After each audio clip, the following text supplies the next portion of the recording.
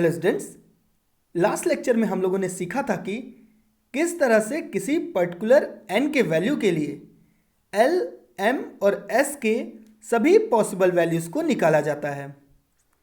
तो आइए आज के लेक्चर की शुरुआत करते हैं लास्ट लेक्चर में ही सॉल्व किए गए एक न्यूमेरिकल के साथ, that is find out all the possible values of l, m and s for n equal to 3।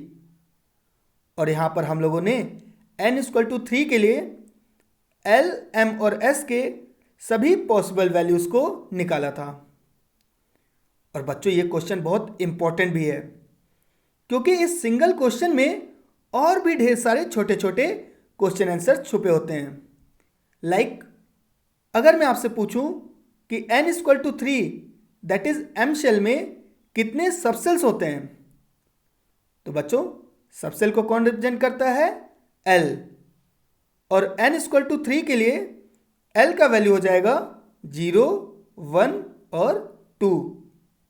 तो हम लोग बोल सकते हैं कि M शेल में टोटल 3 सबसेल्स प्रेजेंट होते हैं, that is 3s subshell, 3p subshell और 3d सबसेल।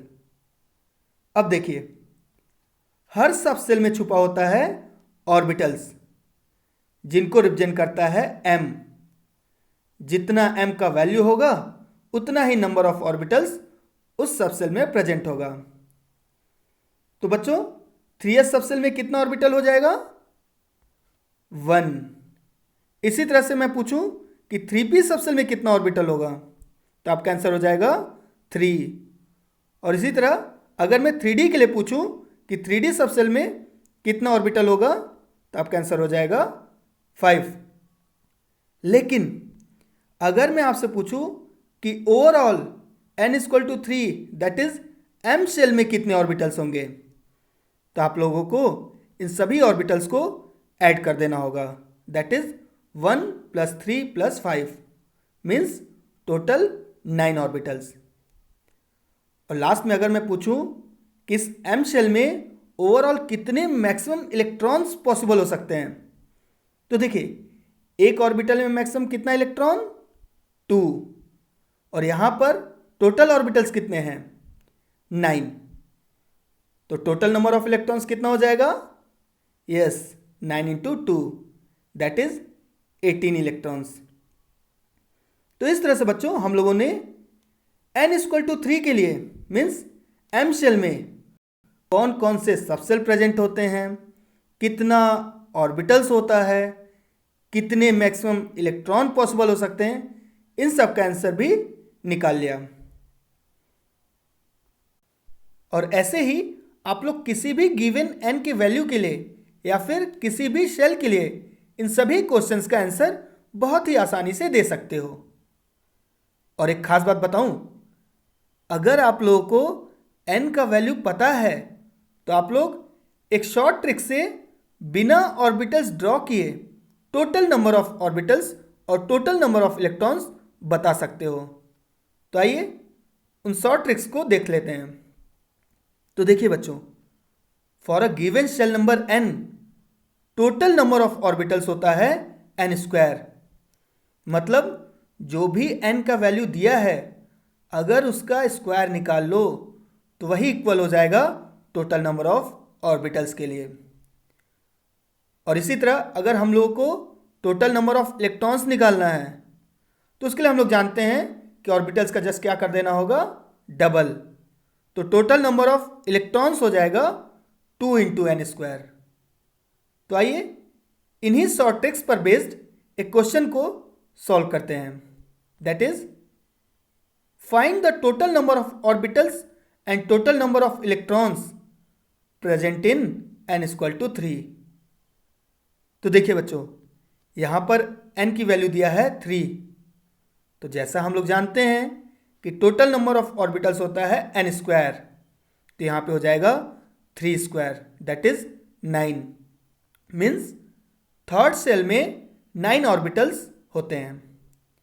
और वहीं अगर बात करें टोटल नंबर ऑफ इलेक्ट्रॉन्स की तो वो हो जाएगा 2n² that is 2 × 9 means 18 electrons.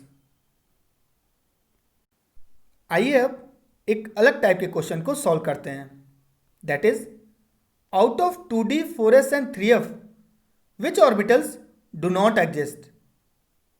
यहां पर आपको 3 ऑर्बिटल्स दिए गए हैं, 2D 4s एंड 3f, और आपसे पूछा जा रहा है कि इनमें से कौन सा ऑर्बिटल एग्जिस्ट करेगा और कौन सा नहीं।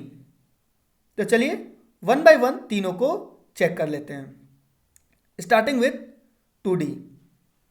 तो देखिए बच्चों, 2D से अगर हम लोग n की वैल्यू लिखें तो जो भी d के पहले नंबर है वही principal quantum number that is n को रिप्रेजेंट करेगा। तो यहाँ पे n का वैल्यू हो जाएगा 2, और d को यूज करके हम लोग l का वैल्यू निकाल सकते हैं। तो l का वैल्यू यहाँ पे होगा 2, क्योंकि SPD 0 1 2, तो d के लिए l का वैल्यू होगा 2। अब देखिए, ये तो n और l की वैल्यू हम लोग 2D से निकाले हैं, लेकिन n इक्वल टू 2 के लिए l के एक्चुअल वैल्यूज कौन कौन से पॉसिबल होते हैं। तो देखिए, for n equal to 2 l equal to होता है 0 और 1, 2 नहीं होता, लेकिन क्वेश्चन में l इक्वल टू 2 दिया हुआ है जो कि एग्जिस्ट ही नहीं करता। तो इस तरह से 2D ऑर्बिटल भी एग्जिस्ट नहीं करेगा। अब बढ़ते हैं 4s के तरफ। तो देखिए बच्चों, यहाँ पे n का वैल्यू हो जाएगा 4, और s के थ्रू l का वैल्यू हो जाएगा 0, और हम लोग n इक्वल टू 4 के लिए अगर l के वैल्यू को चेक करें तो वो होता है 0 1 2 और 3। क्वेश्चन में l इक्वल टू दिया है 0, और जो कि इस केस में पॉसिबल भी है, तो इसलिए 4s ऑर्बिटल एग्जिस्ट करेगा। और लास्ट में देखते हैं 3f को। तो यहाँ पे n इक्वल टू होगा 3, और l का वैल्यू हो जाएगा 3, लेकिन for n equal to 3 l का वैल्यू होता है 0 1 and 2। For n equal to 3 l equal to 3 is not possible, so students 3f orbital is also not exist.